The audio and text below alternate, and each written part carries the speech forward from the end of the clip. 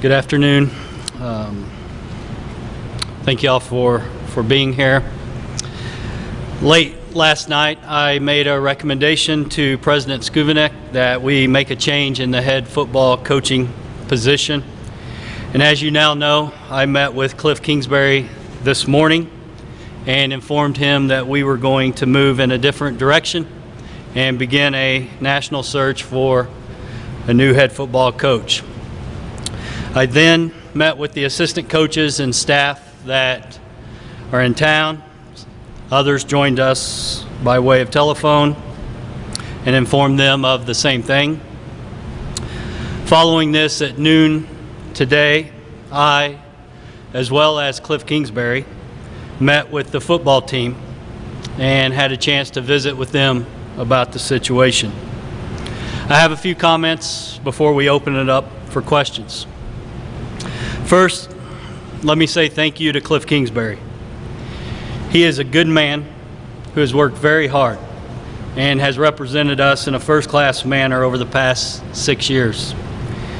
He epitomizes class, and he is a Red Raider. I truly wish him the best in all of his future endeavors. To the football team, I say publicly, I have so much respect for these young men. The two things that they can control, their effort and their attitude, they have brought it each day, and that is greatly appreciated. Many Sundays this fall, I have walked through the training room on Sunday afternoons while they're going through their medical clinic to see them treating their aching bodies and preparing for the week ahead. They've worked hard to represent this university and this athletics program, and I thank them for what they do each and every day. It's not easy day-to-day playing college football, and it's not easy going through this type of transition that they are experiencing now. However, winning is fun, and we will get there, and I look forward to seeing this group of young men win in our time ahead. To the Red Raider Nation, let me reiterate by saying that at Texas Tech Athletics, we aspire each and every day to be elite in everything that we do. And we will find the right individual to come in and provide the leadership to get this football program to a higher level. We have so much to be proud of and to celebrate as an athletics program. Many of our programs are experiencing elite success. In addition, we've had our highest graduation success rate this year of 84%. This is a great job. This is a great opportunity. We have first-class facilities. We have a great leader in President Skuvinek. We have great support from our students, our alumni, and our community. And we live in the state of Texas, the best high school football talent in the nation. We will be elite in football again. I guarantee you we will be elite in football again. This program has been there before, and we'll get there again. We will bring back our edge. The spirit that's lived right here in Jones AT&T Stadium before, it's still there. You can hear it at times. It just needs to be rekindled. And we will light it. Red Raider Nation, we will light it, and we will be elite. So with that, let me answer any questions that you may have. Kirby, so when you said you made the recommendation last night, did Kliff have saved his job with a result against Baylor? As I shared with Coach Kingsbury and I shared with the team this morning, this type of decision, and I've said it to you before, it's not based on one game. This type of decision is not based on one season. This decision was made based on a three-year pattern, of inconsistency. You know, we didn't come here to win 5 games for our football season to end in November, but there was a pattern of inconsistency that led us to this decision at this time. We saw progress at times, and we talked about that. We saw progress, but we also saw lapses of progress in key critical areas that in the game of football are critical to have the level of success that we all want to have. And I say we, that's myself, that's the Red Raider Nation, that's our football team, that's Kliff Kingsbury, that's this coaching staff. So to answer your question, it wasn't based on one game, it wasn't based on one season, it was based on a pattern of inconsistency over the course of the last 3 seasons. Saying that, then, you mentioned that you recommended it last night, but was it something that you maybe had decided before the game on Saturday? You know, I'm evaluating every one of our programs every day and every year, and you want to be careful as to when you arrive at a decision, but you know, every situation is unique and every situation is different. But in a typical set of circumstances, you'd like to get to the end of a season and then have a chance to sit back and look at a full body of work for whatever time period that is in front of you. And that's what we've been doing over the past few months. And last night it became time to make that recommendation. Kirby, with regard to the staff and recruiting, can you speak to that? Is the entire staff dismissed as well, and then how does that affect recruiting moving forward? Well, we met with the staff this morning, the assistant coaches. We've asked them to remain here for our players and to help them in the days and the weeks ahead and to be there for our current student athletes. That's most important for us. Once we hire a new coach, then if our current staff has interest in interviewing for the new staff, and if there's mutual interest from the new coach on interviewing anybody from the current staff, then we'll facilitate that at that particular time. When it comes to recruiting, we've asked our assistant coaches to stay home, to stay here, not to go on the road. However, to remain in contact via telephone to the prospects and the verbal commitments that we have at this point in time. We understand that with the early signing period, December 19th this year, that the climate has changed. I'm not sure it's changed necessarily in a good way, but it is what it is, and we're mindful of it, and we'll move through this search as quickly as we can, but y'all know we'll take as much time as we have to get the right person to come in here and lead this program. That was actually my question was, do you have a timeline in place for a replacement, and how much does the early signing period affect that timeline? We're aware of the early signing period, obviously, but we're going to move as quickly as we can, but at the same time we will take as much time as we possibly need until we are confident that we've got the right individual to come in here and to take the next step with this program, a program that was close at times, but to take that next step, we've got to have 3 phases of football that complement each other. We have been an elite offense at times, but you know, it's not just enough to score points, because you're going to have seasons like we had this year where you're going to face a number of injuries, and the other phases of the game have to complement what you're doing on the offensive side of the ball. So yeah, we're going to move as quickly as we can, but we're going to take as much time as we need as well. Any candidates in mind already at this time, or is the field entirely wide open? We have a list of priority candidates, absolutely, and you know, when I walk out of here in the next few minutes, that will occupy every waking second that I have, and we will begin making direct contact with candidates and working to identify that next person. So that process will begin in full force when we walk out of this room today.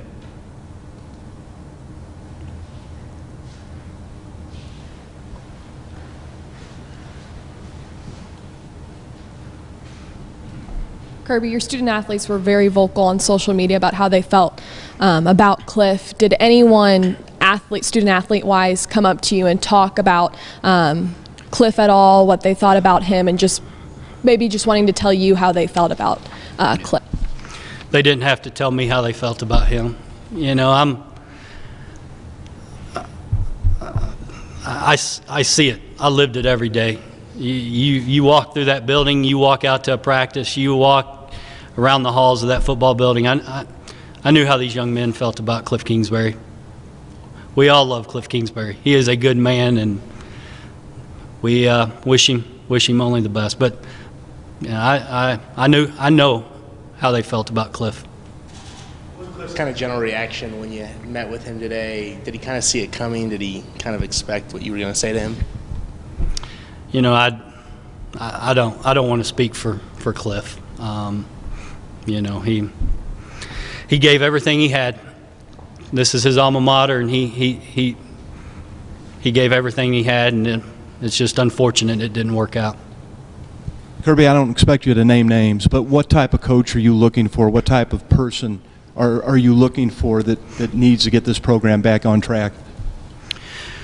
Rob, we want a man with the highest amount of character, integrity, somebody who's going to represent Texas Tech University with class, somebody who is able or will assemble a staff that is able to recruit the state of Texas, someone who has experienced success within the game of football, especially in college football, and somebody that is able to build an elite program defined by winning and winning the right way.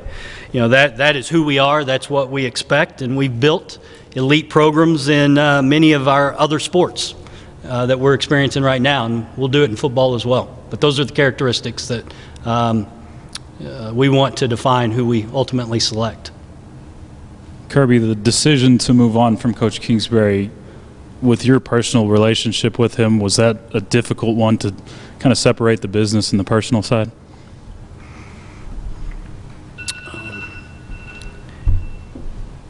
He's a good man, and we had a very good professional working relationship.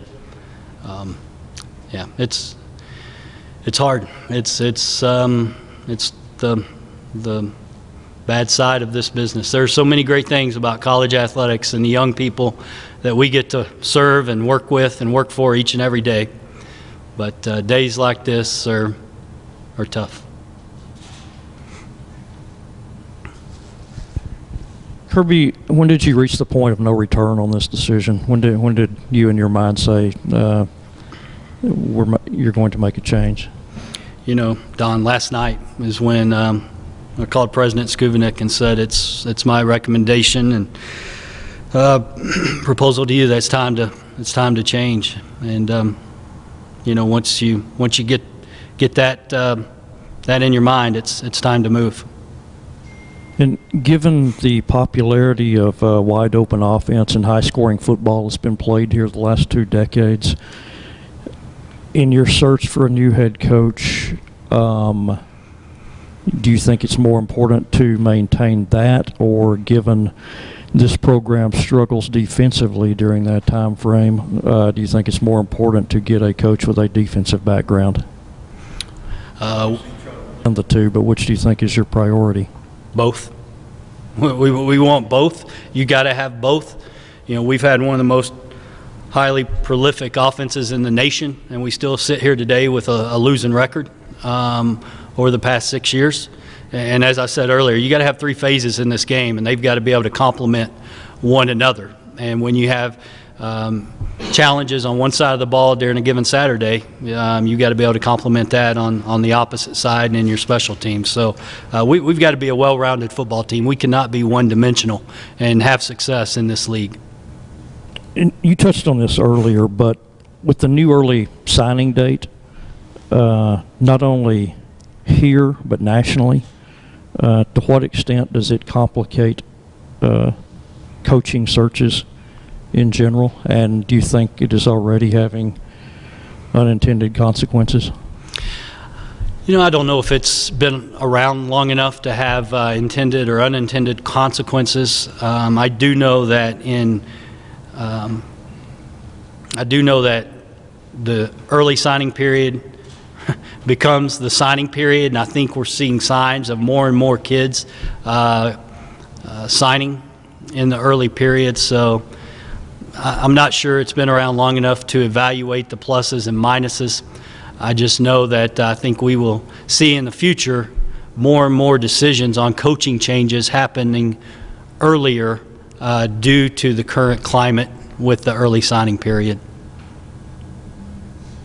Kirby, you mentioned what you want in a head coach. Does it make it difficult to go with somebody that has ties to Texas Tech, given that's what we just had here? We'll go with the best candidate that exemplifies the highest amount of character, integrity, that will represent us in a first-class manner, that will bring that ability to recruit and develop young men and build an elite program defined by winning. So if that person is out there with or without ties to Texas Tech University, then we'll find them. You also said earlier, you're officially going to start looking for people. Have you unofficially, through different people, contacted anybody about their interest in the job? We started late last night, putting the initial stages of a search process together, and we will turn our full attention and focus to it immediately, and we'll stay after it until we find the right person. Following up on that, is there a search committee, or is it a one-person committee, or can you take us through the process of how that will work moving forward? Yeah, it's a search that I will lead, and we'll work with President Skuvanek throughout the process, and him in consultation with Chancellor Mitchell, and that'll be the way that we move through this process. But I will lead it and guide it day to day and week to week, and we'll work right alongside President Skuvanek in this process. Can you clarify the buyout and how that will work with Coach Kingsbury? Just as it's outlined in his contract, we will honor the contract. He had 2 years remaining, and as it's written in his contract, we will honor.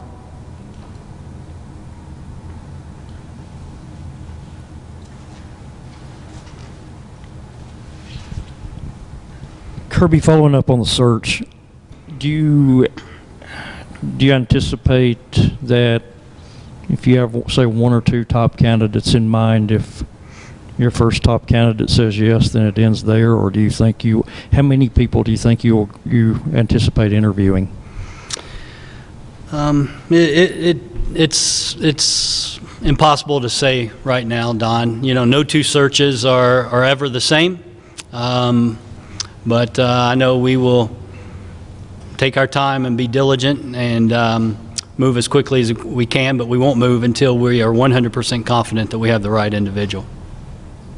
Kirby, I know you said that you're going to be hiring whoever the right guy is, but are you looking for a CEO style? Are you looking for an offensive-minded coach, a defensive-minded coach? In your dream scenario, which way would you go with that?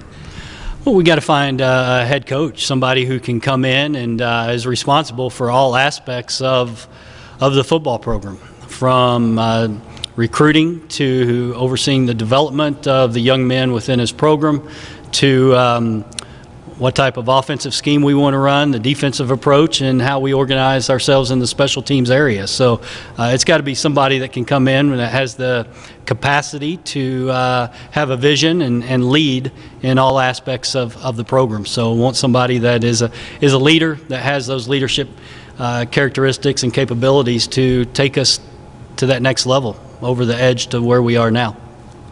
When there are changes, players might want to transfer. How do they go about that now when there's no head coach? Is that something they come to you, or do they go to assistant coaches? It can go different ways. Ultimately, any young person that wants to consider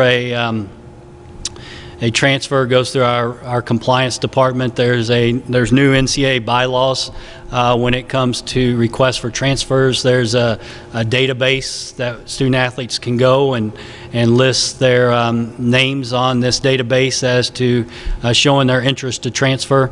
But we have a team within our compliance office that will guide them through that. With that being said, we got a great group of young men here. We got a great university. We've got we've got the ingredients to do something special and take that next step. And I hope that they will stay with us through this process and give us a chance on who we're going to hire next. Process, not the favorite part of your job, but honestly the hardest. Where does this rank of hardest moments as the Texas Tech athletic director? Oh, it's yeah, it's up there. I mean, anytime you go through a change like this, it's hard. It hurts. It's you know, I tell recruits that I visit with, families, our strength is our people. And when you make decisions like this and it affects the people within your organization that you work with each and every day, that you fight with each and every day, it's a challenging day. You told the team as a group what your decision was. Could you kind of gauge a reaction from them? What was that moment like, kind of telling them? You know, again, I don't want to speak for those guys, and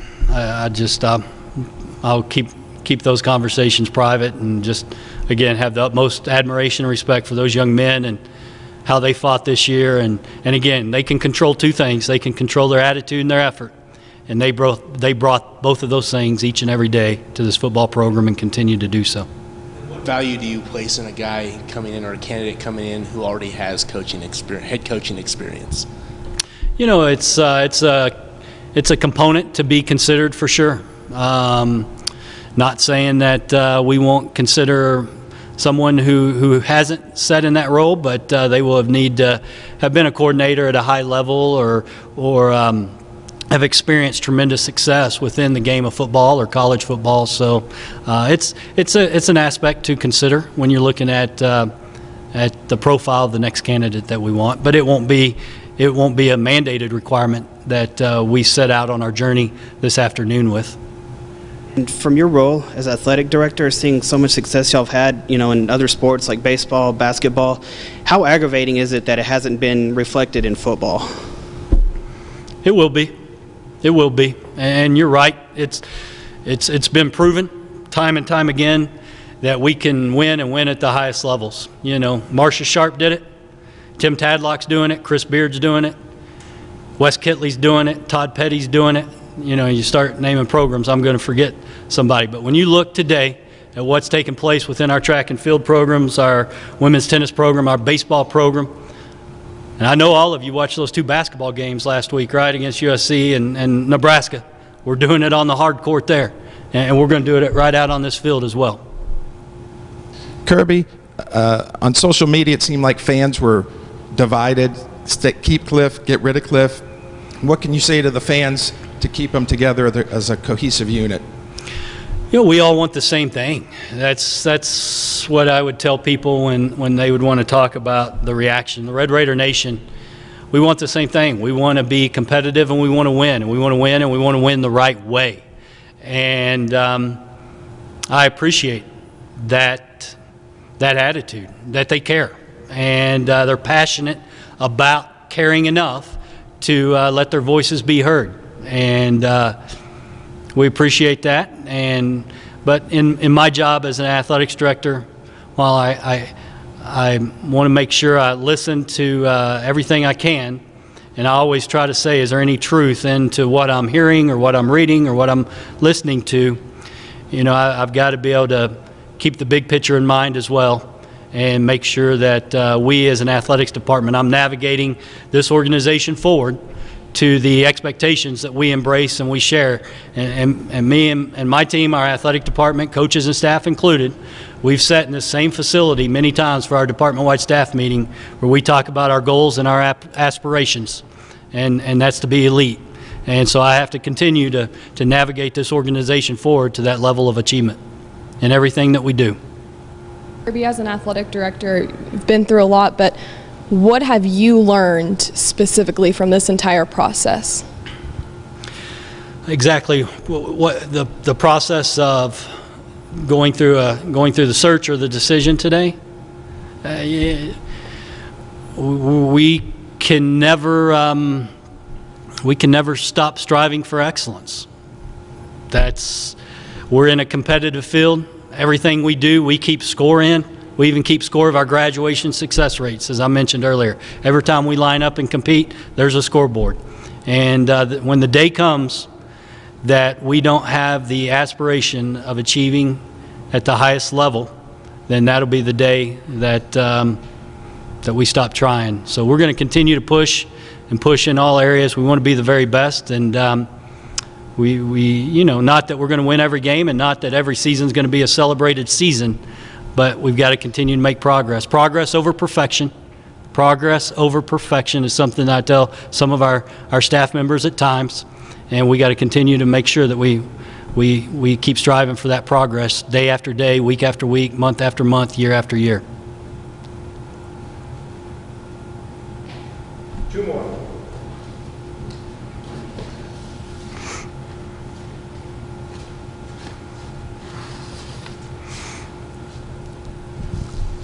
Kirby, you touched a moment ago on all the coaches who are getting you to an elite level. And among those coaches that, I guess 5 coaches that had you in the Final 8 last year, do you see any common theme or thread to what has enabled them to reach that level?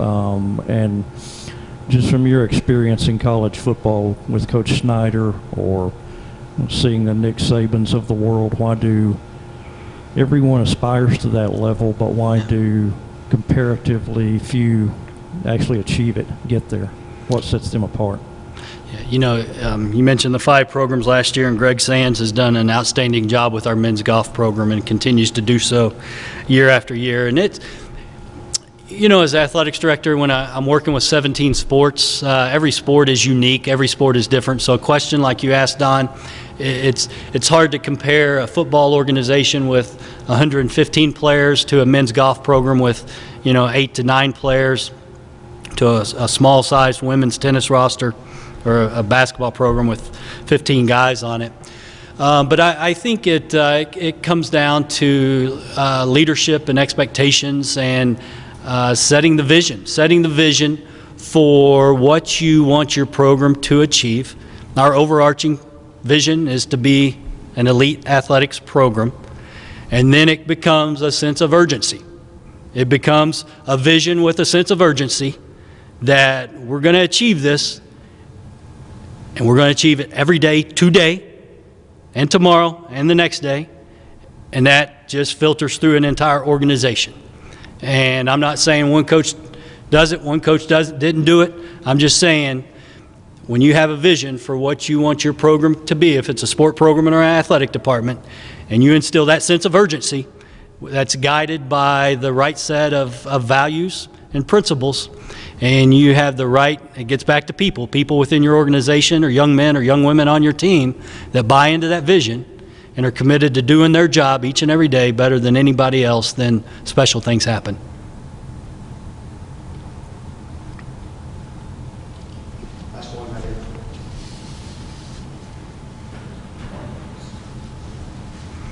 Did your time as chairman of the playoff selection committee, how would that help in terms of maybe kind of like your net, your contacts as far as the coaching search? How does that help? Yeah, you know, of course, the thing that I hold most dear from those 3 years were the relationships that were formed. And, you know, I was around some of the giant men in college football, and guys who have become friends, and people that I have the utmost admiration and respect for. So, you know, when you go through something like this, you will reach out and reach into all of the relationships and networks that you have at your cell phone or your fingertips. And so, yeah, the relationships that I was able to forge during those years are special. And during times like this, that you definitely lean on some of those. Kirby, thank you very much. Thank you.